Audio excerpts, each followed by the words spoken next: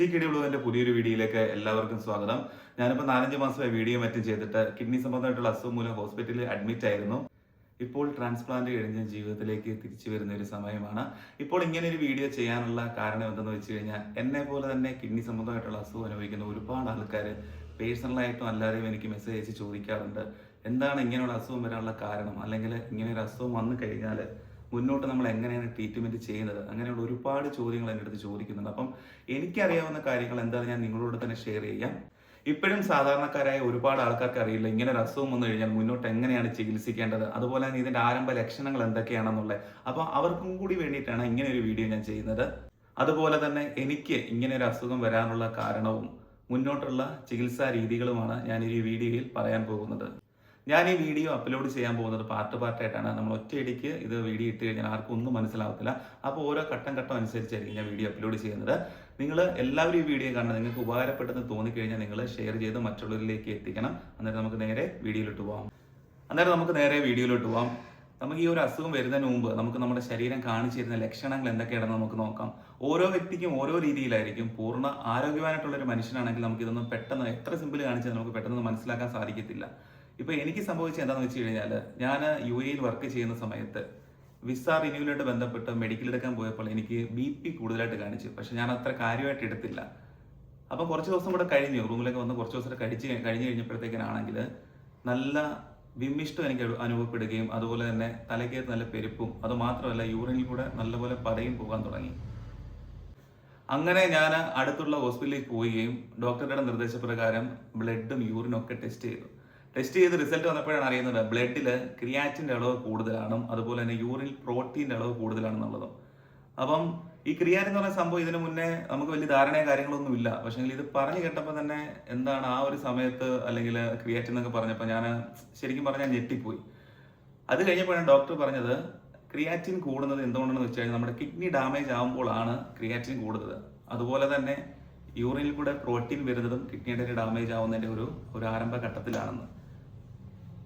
നമ്മൾ blood test ചെയ്യുമ്പോൾ നമ്മുടെ ക്രിയാറ്റിൻ്റെ അളവ് നോർമലിൽ നമുക്ക് മെയിലിനാണെങ്കിൽ 0.6 തൊട്ട് 1.2 വരെ ആകാം. ഫീമെയിലിനാണെങ്കിൽ 0.5 തൊട്ട് 1.1 വരെ ആകാം. ഈ രണ്ടിൽ പറഞ്ഞതിലും കൂടുതലാണ് അളവെങ്കിൽ നമ്മുടെ കിഡ്നി ഡാമേജ് ആയിക്കൊണ്ടിരിക്കുകയാണ്, നമ്മളൊരു കിഡ്നി പേഷ്യൻ്റ് ആയിക്കൊണ്ടിരിക്കുകയാണ്. ഇപ്പം തന്നെ ഞാൻ ടെസ്റ്റ് ചെയ്തപ്പോൾ തന്നെ എൻ്റെ അളവ് 4 വെളിയിലാണ്. അപ്പോഴേക്കെന്ന് പറഞ്ഞാൽ കിഡ്നിയൊക്കെ ഏകദേശം നമ്മൾ ഡാമേജ് ആയിപ്പോയി. പക്ഷെ നമ്മൾ അറിഞ്ഞില്ല, കാരണം നമ്മൾ ഇങ്ങനെ ഒരു സംഭവം ഉണ്ടെന്ന് പോലും നമ്മൾ അറിഞ്ഞില്ല. അല്ലെങ്കിൽ ഒരു ആരോഗ്യത്തിൻ്റെയൊക്കെ ആയിരിക്കാം, നമ്മുടെ ശരീരം അത് ആദ്യമൊന്നും കാണിച്ചു തന്നില്ല. പിന്നെ ഈ ഇത്രയും ഒരു ടൈം ആയപ്പോഴും, ഈ 4 എന്നൊക്കെ പറഞ്ഞാൽ ഹൈ ആണ്, ഈ ഇത്രയും സമയം ആയപ്പോഴാണ് നമ്മുടെ ശരീരം നമുക്കിത് കാണിച്ചു തന്നു തുടങ്ങിയത്. അങ്ങനെ തുടർന്നുള്ള ടെസ്റ്റുകളിൽ ഞാനൊരു കിഡ്നി പേഷ്യൻ്റ് ആണെന്ന് അറിയാൻ സാധിച്ചു. ആ ഒരു സമയത്താണെങ്കിൽ എന്നെ പോലൊരു സാധാരണ ചെറുപ്പക്കാരന് അത് ഉൾക്കൊള്ളാവുന്നതിലും അപ്പുറമായിരുന്നു. പിന്നീട് അവിടെ നിന്ന് തുടർ ചികിത്സ നടത്താൻ പറ്റാത്ത സാഹചര്യത്തിൽ ജോലി റിസൈൻ ചെയ്തിട്ട് നാട്ടിൽ വരികയും, നാട്ടിൽ വന്നിട്ട് 1-2 ഹോസ്പിറ്റലിൽ പോയിട്ട് നമ്മൾ ഒന്നുകൂടെ ഇത് തന്നെയാണ് അസുഖം എന്ന് കൺഫേം ചെയ്തു. അങ്ങനെ കൺഫേം ചെയ്തു. അതിനുശേഷം നമ്മൾ നല്ലൊരു ഡോക്ടറെ കണ്ട്, അതുപോലെ നല്ലൊരു ഹോസ്പിറ്റലിൽ പോയിട്ട് മെഡിസിൻ സ്റ്റാർട്ട് ചെയ്തു. അങ്ങനെ കുറച്ച് നാൾ മെഡിസിനൊക്കെ കഴിച്ച് മുന്നോട്ട് പോയിക്കൊണ്ടിരിക്കുകയായിരുന്നു. അപ്പം നാട്ടിൽ വന്നിട്ട് നമുക്ക് ജോലിക്ക് പോകാൻ പറ്റാത്തൊരു സാഹചര്യമൊക്കെ ആയിരുന്നു. കാരണം പിന്നീട് നമുക്ക് ക്ഷീണം അനുഭവപ്പെടുകയും, അതുപോലെ തന്നെ ശരീരത്തിൽ വന്ന കളർ വ്യത്യാസം, പിന്നെ ഇടയ്ക്കിടയ്ക്ക് യൂറിൻ ഇൻഫെക്ഷൻ വരും. അതുപോലെ തന്നെ പിന്നീട് വന്നതെന്ന് പറഞ്ഞു കഴിഞ്ഞാൽ വിശപ്പില്ലായ്മ, എന്ത് ഫുഡ് കഴിച്ചാലും ഉടനടി ഛർദ്ദിക്കുക, അങ്ങനെയൊക്കെയുള്ള ഒരുപാട് പ്രശ്നങ്ങൾ പിന്നീട് വരാൻ തുടങ്ങി. അങ്ങനെ വീണ്ടും ഡോക്ടറുടെ നിർദ്ദേശപ്രകാരം നമ്മൾ സ്കാനിങ്ങിന് വിധേയനായി. അങ്ങനെ സ്കാൻ ചെയ്തപ്പോഴാണ് പിന്നീടാണ് അറിഞ്ഞത് 2 കിഡ്നിയും ചുരുങ്ങി ഫുള്ള്, അതായത് ഏകദേശം 20% താഴെ പ്രവർത്തനരഹിതമായിരിക്കും നമുക്ക് അറിയാൻ സാധിച്ചത്. ആ സമയത്ത് ഓൾറെഡി ക്രിയാറ്റിന് 8 ആയിട്ടുണ്ടായിരുന്നു. നമ്മൾ ഗൾഫിൽ വെച്ചിട്ട് നമ്മൾ നോക്കിയപ്പോൾ 4 ആയിരുന്നു ഉള്ളത്. പിന്നെ നാട്ടിൽ വന്നപ്പോഴത്തേക്കിന് മെഡിസിനൊക്കെ കഴിച്ച് കുറച്ച് കൺട്രോൾ ചെയ്ത് പോകുമായിരുന്നു. പക്ഷെങ്കിൽ പിന്നീടായപ്പോഴും അത് 8 ആ ഒരു സാഹചര്യത്തിൽ എന്ന് പറഞ്ഞാൽ പിന്നീട് നമുക്ക് 2 ഓപ്ഷനേ ഉള്ളായിരുന്നു. ഒന്ന് ഡയാലിസിസ് സ്റ്റാർട്ട് ചെയ്യുക, അല്ലെങ്കിൽ ട്രാൻസ്പ്ലാന്റ്. അപ്പം നമ്മൾ ഇത്രയും ഒരു ചെറുപ്പത്തിൽ തന്നെ നമുക്ക് ഡയാലിസിസ് സ്റ്റാർട്ട് ചെയ്യാന്ന് വെച്ച് കഴിഞ്ഞാൽ അത് ആഴ്ച 3 എന്നൊക്കെ വെച്ച് നമ്മളെ കൊണ്ട് ഒരിക്കലും നടക്കുന്ന കാര്യമില്ല. അപ്പോഴാണ് പിന്നീട് ഡോക്ടറുടെ നിർദ്ദേശപ്രകാരവും പിന്നെ നമ്മുടെ എല്ലാവരുടെ തീരുമാനപ്രകാരം എന്നാൽ പിന്നെ ട്രാൻസ്പ്ലാന്റ് ചെയ്യാമെന്നൊക്കെ വിചാരിച്ചു. അതിൻ്റെ മുന്നോടിയായിട്ട് നമ്മൾ ഈ ഏകദേശം 8 ആ ഒരു ക്രിയാറ്റിൻ ഒരു 6 പുറത്തൊക്കെ പോകുമ്പോൾ തന്നെ നമുക്ക് ഡയാലിസിസിൻ്റെ ഒരു ഇത് വരും. കാരണം നമുക്ക് പെട്ടെന്ന് ചെന്ന് കഴിഞ്ഞാൽ ഡയാലിസിസ് ചെയ്യാൻ പറ്റത്തില്ല. അതിനെ നമ്മൾ ചെയ്യേണ്ടതെന്ന് വെച്ച് കഴിഞ്ഞാൽ കയ്യിൽ ഫിസ്റ്റുല ഇടണം. കയ്യിൽ ചിലർക്ക് കഴുത്തിലിടും, ചിലർക്ക് ഞരമ്പ് കിട്ടുന്ന ഇവിടെയാണ് ശരീരത്തിൽ, ചിലപ്പോൾ കാലിലായിരിക്കും, തുടയിലായിരിക്കും, അവിടെ എല്ലാം നോക്കിയിട്ട് ഫിസ്റ്റുല ഇടും. അപ്പോൾ ഞാൻ ഫിസ്റ്റുല ഇട്ടെന്ന് വെച്ചാൽ എൻ്റെ ഈ കയ്യിലാണ് ഞാൻ ഫിസ്റ്റുല ഇട്ടത്. അതുപോലെ തന്നെ ഈ കിഡ്നിക്ക് അസുഖമായി കഴിഞ്ഞാൽ നമുക്ക് ഒരുപാട് അസുഖങ്ങൾ ഇതിൻ്റെ പുറകെ ഇങ്ങനെ വന്നുകൊണ്ടിരിക്കും.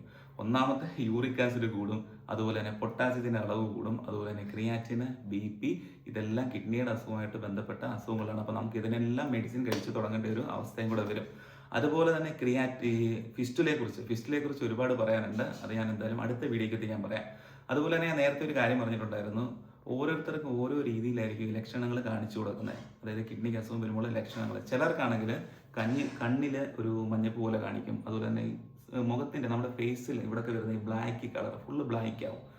ചിലർക്കാണെങ്കിൽ ശരീരത്തെ മൊത്തം നീര് വരും എന്ന് പറഞ്ഞാൽ കയ്യിലും കാലിലും എല്ലാം നല്ല നീരായിരിക്കും. അതുപോലെ തന്നെ ഈ ഞാൻ ഓൾറെഡി നേരത്തെ പറഞ്ഞിട്ട് തന്നെ നല്ല ക്ഷീണാവസ്ഥ, എപ്പോഴും നല്ല ടയേർഡായിരിക്കും. നമുക്ക് ഒന്നും കഴിക്കാനോ എടുക്കാനോ തോന്നില്ല. പക്ഷേ എത്ര നല്ല ഫുഡ് കൊണ്ടുവച്ചാലും നമുക്ക് ഒരിക്കലും കഴിക്കാൻ പറ്റത്തില്ല. അതോ കഴിക്കുന്ന ഫുഡോ നമ്മൾ ഈ ചുമ്മാ ഈ നടന്നു പോകുന്ന വഴിക്കൊക്കെ ഇങ്ങനെ ഛർദ്ദിച്ചുകൊണ്ടേയിരിക്കും. ഇതെല്ലാം ഒരു കിഡ്നിയുടെ അസുഖമായിട്ടുള്ള ബന്ധപ്പെട്ട കാര്യങ്ങളാണ്. അതുപോലെ തന്നെ ഈ ക്രിയാറ്റിൻ വരാനുള്ള മെയിൻ കാരണം എന്ന് വെച്ച് കഴിഞ്ഞാൽ നമുക്ക് ഷുഗറിൽ നിന്നും പ്രഷറിൽ നിന്നുമായിരിക്കും മെയിനായിട്ട് വരുന്നത്.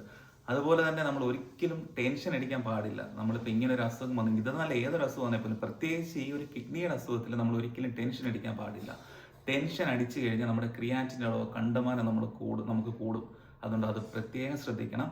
അതുപോലെ തന്നെ നിങ്ങൾക്ക് ആർക്കെങ്കിലും ഇങ്ങനെ ഒരു അസുഖത്തിൻ്റെ സിംബലോ അല്ലെങ്കിൽ ഇതിൻ്റെ ഇങ്ങനത്തെ ലക്ഷണങ്ങളൊക്കെ കാണിക്കുന്നുണ്ടെങ്കിൽ നിങ്ങൾ ഒന്നല്ല ഒരു 2-3 ഹോസ്പിറ്റലിൽ പോയിട്ട് നമുക്ക് ഇത് തന്നെയാണ് അസുഖമെന്ന് നമ്മൾ കൺഫേം ചെയ്യണം. ഒരു ക്ലാരിഫിക്കേഷൻ നമ്മൾ വരുത്തണം. നമ്മളിപ്പോൾ ഒരു ഹോസ്പിറ്റലിൽ പോയി ഇപ്പോഴത്തെ കാലത്തൊക്കെ നമുക്ക് അറിയാവുന്ന കാര്യങ്ങളാണ്.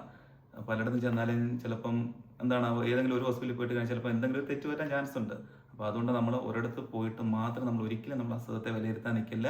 നമ്മൾ 2-3 ഹോസ്പിറ്റലിൽ പോയിട്ട് നമ്മളൊന്ന് കൺഫേം ചെയ്യണം. എന്നിട്ട് നമുക്ക് ഏറ്റവും ഇതിനനുയോജ്യമായിട്ടുള്ള ഹോസ്പിറ്റലിൽ പോയിട്ട് നല്ലൊരു ഡോക്ടറെ കണ്ടിട്ട് നമ്മൾ തുടർ ചികിത്സ നടത്തുന്നതായിരിക്കും ഏറ്റവും നല്ലത്.